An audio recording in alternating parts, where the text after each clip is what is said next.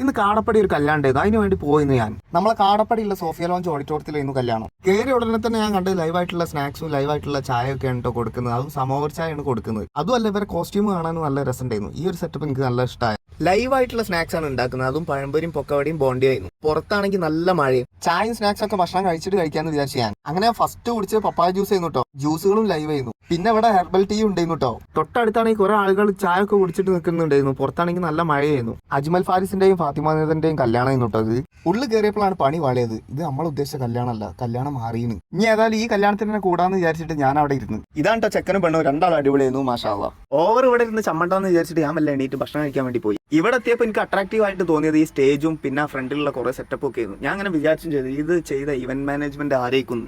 അങ്ങനെ ഫുഡ് കഴിക്കാൻ വേണ്ടി ഞാൻ താഴെ പോയപ്പോഴാണ് നമ്മളെ ഷാഫിഖിനെ ഞാൻ കാണുന്നത്. ഷാഫിഖിനെ കണ്ടത് ഞാൻ ആകെ ഞെട്ടിപ്പോയി. നേരെ അങ്ങോട്ട് കൈയെടുത്ത് എന്നിട്ട് ഞാൻ ചോദിച്ചു നിങ്ങൾ എന്താ ഇവിടെ നിന്ന്. തേടിയ വള്ളി കാലി ചുറ്റി എന്ന് പറഞ്ഞ പോലെ ഷാഫിഖ് എന്നോട് പറഞ്ഞ് ഈ ഇവന്റ് മാനേജ്മെന്റ് പരിപാടി മൊത്തം ഞാനാണ് നടത്തുന്നതെന്ന്. അതായത് ഷാഫിഖിന്റെ പരിപാടിയൊന്നും ഇത് കേട്ടപ്പോൾ ഞാൻ ആകെ ഞെട്ടിപ്പോയി. ഞാൻ പറഞ്ഞു ചെയ്ത് ഷാഫിഖിനോട് ഈ കല്യാണം മാറി വന്ന് ഞാൻ കയറിപ്പോയതാണ്.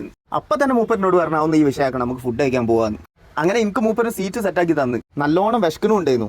ഇന്ന് അവിടെ മൂപ്പര് ഇരുത്തിയും ചെയ്തു. ഇത് നമ്മളെ ചെക്കന്മാരാണെന്ന് പറഞ്ഞു. ചെക്കന്മാരെ പറ്റി പറയുകയാണെങ്കിൽ അടിപൊളി ഹോസ്പിറ്റാലിറ്റി ആയിരുന്നു. എല്ലാവർക്കും നല്ല സ്വഭാവമുള്ള മച്ചാന്മാർ.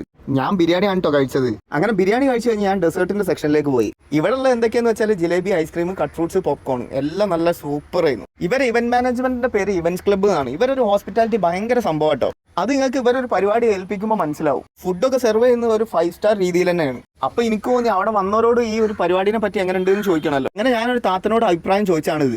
ഇവിടുത്തെ ഇവന്റ് മാനേജ്മെന്റും ഫുഡൊക്കെ എങ്ങനെ ഉണ്ട്? അടിപൊളിയാണ്. ഫുഡൊക്കെ സൂപ്പറാണ്. എല്ലാം സൂപ്പർ, അടിപൊളിയാണ്. കേട്ടില്ല നിങ്ങള്, ഞാൻ വെറുതെ തള്ളല്ല. അപ്പൊ ഇന്നത്തെ വീഡിയോ ഇത്രേ ഉള്ളൂ. ഞാൻ അടുത്ത വീഡിയോ ആയിട്ട് വരാം. ഈ ഇവന്റ് മാനേജ്മെന്റ് ടീമിനെ മറക്കണ്ട, ഇവന്റ്സ് ക്ലബ്ബ്.